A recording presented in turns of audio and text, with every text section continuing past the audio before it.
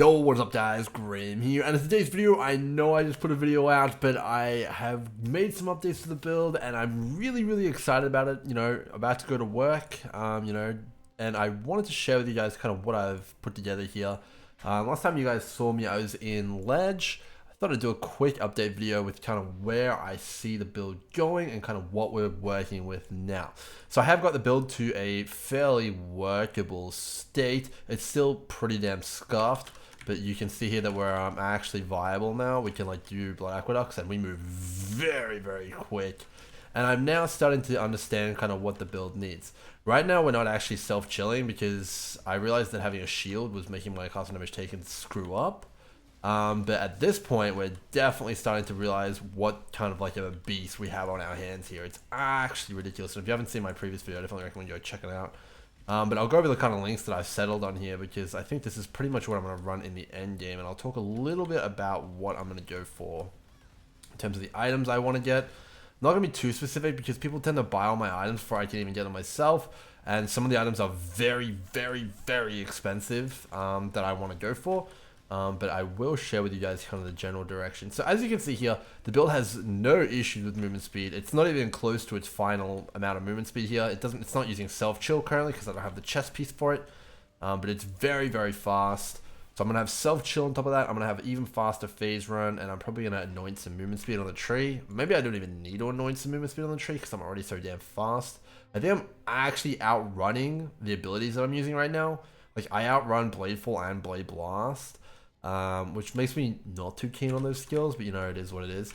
But the actual skill which does matter here, Purifying Flame, actually is incredibly powerful. You can't really like outrun Purifying Flame. It kind of does just shoot out and it hits the entire screen, even with Conk Effect in it. Purifying Flame is just something else, man. I cannot actually believe that skill. It's completely ridiculous, and I'll show you guys what I mean after we do one more run here. I'm just having so much fun with the build, and if you're looking for something to play, I'd highly recommend it.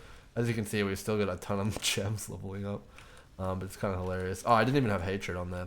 One of the quirks I have right now in my build is that Hatred is in my weapon swap, so it's super duper annoying. And Hatred is where most of my damage scaling is, in fact. So it's kind of hilarious. But yeah, so let's quickly go through what I've got here, and I'll show you guys kind of what I'm rocking. So I think overall, the three skills I'm going to be using are Purifying Flame in a 6-link for my clear. And then we're going to go Bladefall in a 4-link, and then Blade Blast in another 6-link in a bow.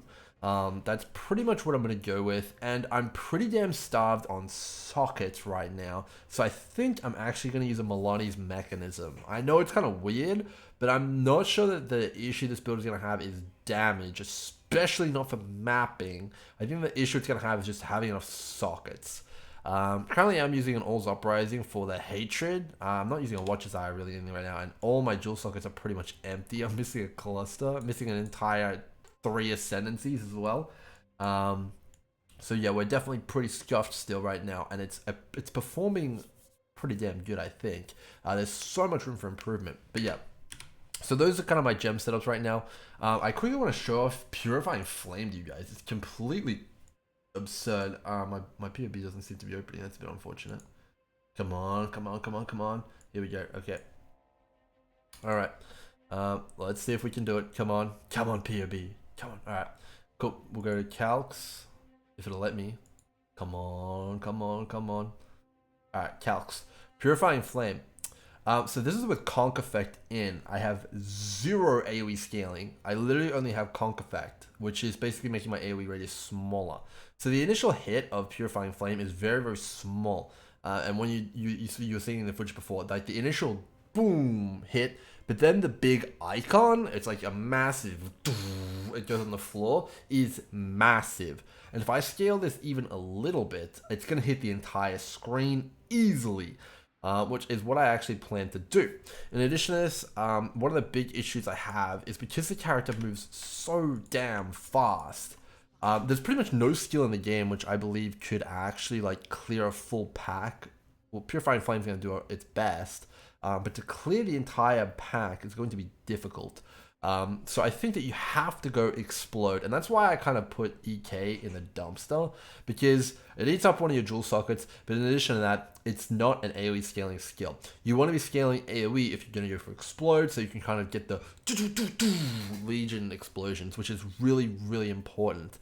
So basically, the game plan is going to be to make a explosion chest with 15% mana taken. It's going to be really, really important. And then I'm also going to have some form of, I think, probably other explode weapon, either explode wands, and go with a falling, or an explode bow. But explode bow, I'm not sure about that. We have to think about that with the Malonies. But essentially, you want to have two sources of explode, and that's going to essentially give you the effect of legacy explode. Because if you think about it, let's say there's 10 mobs in a pack, all right? And you have pretty big AoE. I've tested this on standard as well. Even without 100% chance to explode all the mobs, if you have 10% life on one of the mobs and it just it blows up the whole pack, and I'm already scaling cold and fizz and everything like that a lot. In addition to having Purifying Flame hit the whole screen, I think that you're basically going to get the effect of Legacy Explode back. Which is pretty damn exciting. I'm very, very excited to try that out. I'm not sure whether I'm going to go with the wands and the scepters or the bow yet. If you actually go with 2 wands, you actually get a higher % chance to explode. You get 65%. If you go with a bow or a staff, you get 60% with the elevated explode on your chest. So it's pretty interesting, but essentially that's where the build's gonna have to go. You can get self-chilling there still. I'm not self-chilling in right now, obviously, because I don't have a cold conversion chest. But I guess in addition to that, I also am now using an arcane cloak to trigger my Indigon, because that's obviously where a lot of your damage comes from. Right now, I am trying to get the cooldown of Arcane Cloak as low as possible. So what you'll notice here is, on Arcane Cloak, is it kind of comes up, boom, it's straight off, because you're taking damage, right? The damage is getting absorbed from Arcane Cloak, and then, that's kind of then putting it on cooldown immediately.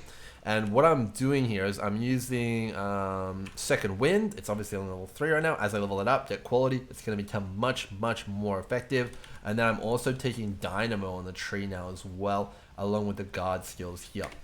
So I think that if I can get my Arcane Cloak low enough at a high enough level, that is basically going to feed my Indigon all the damage it needs. I won't get quite as much damage as some of the other players using like Vortex and stuff like that, but the upside of that is I get to use Phase Run, and Phase Run is ridiculous when you amp it up to the max. I haven't even amped it up to the max yet, and we're already this fast, even without self-chill. It's going to be completely ridiculous. So I think that I'm pretty damn excited. Actually, this is the most excited I've been for a build in a long, long time. If I pull this off, man, it's going to be better than Blade Vortex in the previous league. And I think it's just going to take a boatload of currency. Almost got demonetized there. A boatload of currency to really get it where it needs to go. Because you need to craft an insane chest piece. And then you also need either 2 explode weapons or an explode bow or a staff, something like that. So that's kind of where I'm at right now. Overall, I think the build is absolutely going to be a demon of a build. It seems really fun to play, and it has the potential to scale into, for example, doing Cyrus and Maven, and maybe even all sorts of stuff like that. So it's really, really exciting. Absolutely thrilled that I picked this up. And of course, as a lot of people have been saying, it's not a new concept. Lots of other people have been doing it, but I'm definitely excited to put my spin on it, and it's going to be a lot of fun. So all that said, guys, hope you guys enjoyed this really, really quick update.